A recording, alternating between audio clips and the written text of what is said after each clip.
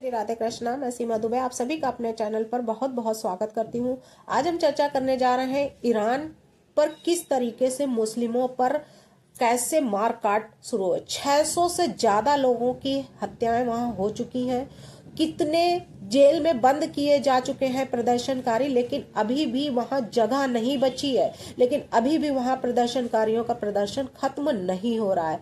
आग जल रही है, चारों तरफ लोग अपने को बचा रहे हैं तो कुछ लोग किसी को मार रहे हैं। ये प्रदर्शन दिन प्रतिदिन बढ़ता ही जा रहा है। ईरान की मुश्किलें बढ़ती जा रही। ईरान का अब जो खात्मा होने का समय आ गया है, तो क्या अब यूएस भी तैयार है? तो यूएस में जिस तरीके से वो अपने एयरक्राफ्ट वहां पे छोड़ने की तैयारी में लगे हुए हैं, तो क्या ईरान उसका मुंह तोड़ जवाब देने के लिए उसमें हिम्मत बची है, या फिर वो अपने ही लोगों से टूट चुका है? तो ईरान ने एक साथ जो दागी है सैकड़ों मिसाइलें, तो क्या अब उससे बच सकता है यूएस एयरक्राफ्ट कैरियर? तो इजरायली एरो जो हुआ था फेल, उससे उनको सबक मिली है या अभी नहीं मिली? दुनिया के सबसे शक्तिशाली सेना रखने वाले अमेरिका के सामने सैन्य तुलना में ईरान कहीं नहीं ठहरता है।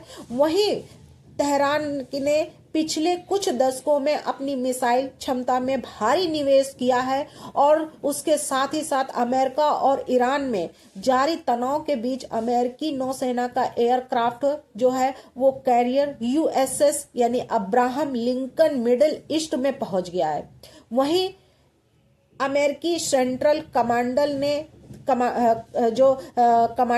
कमांड थी ने इसके जो पहुंचने की पुष्टि की है, उससे उनकी अटकलें जो हैं वो लगाई जा रही हैं कि राष्ट्रपति डोनाल्ड ट्रंप कभी भी ईरान पर अपने हमले का आदेश दे सकता है।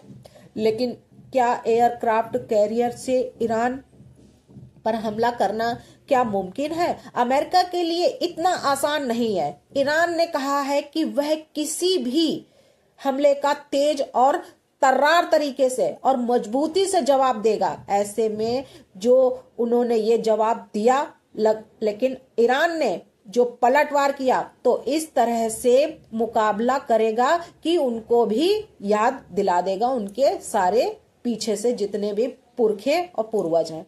दुनिया के सबसे शक्तिशाली सेना रखने वाले अमेरिका के सामने सैन्य तुलना में ईरान क्यों नहीं ठहरता है? लेकिन तेहरान ने पिछले कुछ दशकों में अपनी मिसाइल क्षमता में भारी निवेश किया है, और निवेश करने के साथ साथ में वर्तमान में ईरान के पास मिडिल ईस्ट का सबसे बड़ा मिसाइल जाखीरा जो है, जिसमें 3000 से ज्यादा यानी खतरनाक यूनिट्स मौजूद हैं। इसमें फतेह 110 यानी 110 जैसी सटीक गाइडेड तो मिसाइलें भी हैं, जो कि संकरे जल डमरू मध्य में चलने वाले जहाजों को निशाना बनाने में सक्षम है।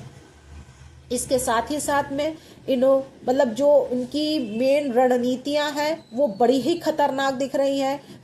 उसकी ईरान की अमेरिका नौसेना के खिलाफ तेहरान के सबसे बड़े जो प्रभावी रणनीति मिसाइलें की बारिश करने की जो बातें वो कह रहा है, एक साथ सैकड़ों ड्रोन रॉकेट मिसाइलें लॉन्च करके Iran America carrier strike group के रेडार को ओवरलोड कर सकता है। साथ ही साथ में ईरान ने अपनी इस रणनीति का सफल प्रदर्शन जो है वो जून 2025 में इजराइल के खिलाफ यानी युद्ध के दौरान किया था।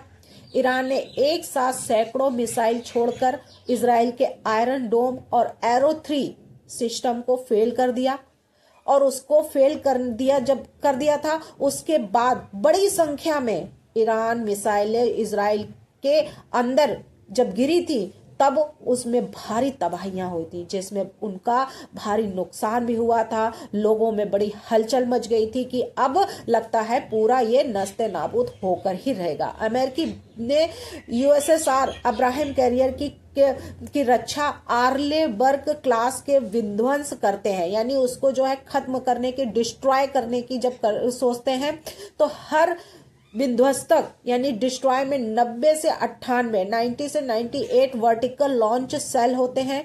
अगर आने वाली मिसाइलों की संख्या अगर देखी जाए तो मौजूदा रक्षात्मक यानी मिसाइलों की संख्या से ज्यादा होती है, तो जहाजों का जो गोला बारूद हो वो खत्म हो सकता है।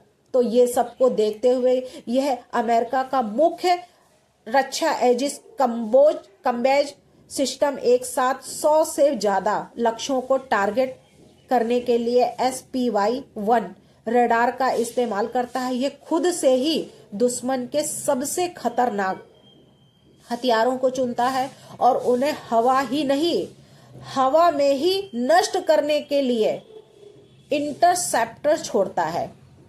अमेरिकी नेवी जो है वो खतरों को दूर से ही नष्ट करने के लिए स्टैंडर्ड मिसाइल 6 का इस्तेमाल करती है और इंटरसेप्टर जो 240 किलोमीटर दूर लक्ष्यों को खत्म कर सकता है, इतनी वो ताकत रखता है। लेकिन क्या इन सब ताकतों तो इन सब से बाहरी शील्ड को भेद की देने की जो स्थिति में अमेरिका बड़े बेड़े के पास एक मध्यम परत भी है। इसमें कहा जा रहा इन्वॉल्व स्पैरो मिसाइल है जो एक रक्षात्मक परत देती है। छोटी होने की वजह से जहाज ही लॉन्च सेल में 4 मिसाइलों पैक कर सकते हैं। अगर कोई हथियार इससे भेद कर भी आगे बढ़ जाता है तो फैलेक्स क्लोज इन वेपन सिस्टम खुद से एक्टिव हो जाता है और रेडार गाइडेड जो है यह सिस्टम प्रति मिनट 4500 यानी 4500 राउंड फायर करता है।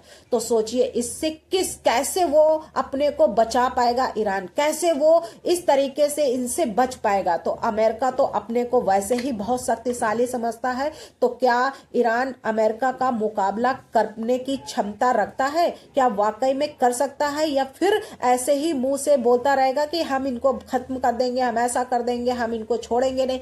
तो अमेरिका क्या ईरान को पूरी प्लानिंग के साथ में खत्म करने की तैयारी कर चुका है? लेकिन क्या इन सब से ईरान को कोई फायदा भी होने वाला है? तो अमेरिका से युद्ध से बचने के लिए ईरान ने एक वार्ता को तैयार किया। सऊदी अरब इसमें अपनी भूमिका निभा सकता है, अहम किरदार बन सकता है। अमेरिका के साथ युद्ध के आसार के बीच ईरान के राष्ट्रपति मसूद पेजेश्कियान ने सऊदी अरब के क्राउन प्रिंस मोहम्मद बिन सलमान को फोन पर बात की और ईरानी राष्ट्रपति ने कहा कि यह युद्ध टालने के लिए किसी भी प्रक्रिया का स्वागत करेंगे। उन्होंने यहां तक भी कह दिया है कि ईरान अंतर्राष्ट्रीय कानून का पूरा सम्मान करता है और हर मसले पर बातचीत के लिए भी वो बिल्कुल तैयार है। ईरानी राष्ट्रपति ने कहा है कि ये युद्ध टालने के लिए किसी भी प्रक्रिया का स्वागत करेंगे। ईरान में महंगाई के विरोध प्रदर्शन के दौरान कुल 6126 लोग मारे गए हैं और अमेरिका के साथ युद्ध के आसार के बीच ईरान के राष्ट्रपति मसूद पेजेश्कियान के सऊदी अरब के क्राउन प्रिंस मोहम्मद बिन सलमान से फोन पर जब बातचीत हुई, उस बातचीत में ईरानी राष्ट्रपति ने जो कहा वो चौंकाने वाला है कि वह युद्ध टालने के लिए किसी भी प्रक्रिया का स्वागत करेंगे। यानी वो नहीं चाहते हैं कि अब ये युद्ध हो। ईरानी राष्ट्र अंतर्राष्ट्रीय कानून का पूरा सम्मान करता है और हर मसले पर बातचीत करने के लिए वो तैयार है। किसी भी तरीके से वो नहीं चाहता है कि अब ये युद्ध हो। इस बीच अमेरिका की मानवाधिकारों के लिए कार्य करने वाली जो श्रेणियां हैं वो भी तैयार हैं। ईरान में महंगाई के विरोध में प्रदर्शनों के दौरान जो 6126 लोग मारे गए हैं, वहीं 28 दिसंबर से शुरू हुए ये प्रदर्शन को यानी 16 जनवरी तक चलते रहे और अभी भी चल रहे हैं। अब इसमें कैसे उनको मुक्ति मिलेगी, किस तरीके से होगा? तो सऊदी यानी UAE के बीच जो अब बवाल ये है कि असली वजह जो अब बन रही है वो है समझौते की। तो ईरान के विदेश मंत्रालय ने जो बात कही है कि यदि अमेरिका आपसी सम्मान के आधार पर और पुराने समझौते जैसे परमाणु समझौता है, इन शर्तों को पर लौटने को तैयार हो जाता है, तो ईरान युद्ध के बजाय संवाद को प्राथमिकता देगा। इस पहल का मुख्य जो ऑब्जेक्ट है वो है आर्थिक संकट को कम करना और क्षेत्र में पूर्ण स्तर से युद्ध की संभावना को समाप्त करना, यानी कि युद्ध टालने की प्राथमिकता। उन्होंने कई परमाणु समझौते पर चर्चा करने की बातें, आर्थिक राहत की मांग की है, क्षेत्रीय जो स्थिरता है उस पर बात की है कि हाँ अमेरिका की जो शर्त है वो क्या होनी चाहिए। तो वाशिंगटन ने पहले ही संकेत दिया है कि किसी भी गंभीर वार्ता के लिए ईरान को अपनी जो बैलिस्टिक मिसाइल है उन गतिविधियों और क्षेत्रीय जो हस्तक्षेप पर लगाम लगानी होगी, तब वो इन सब से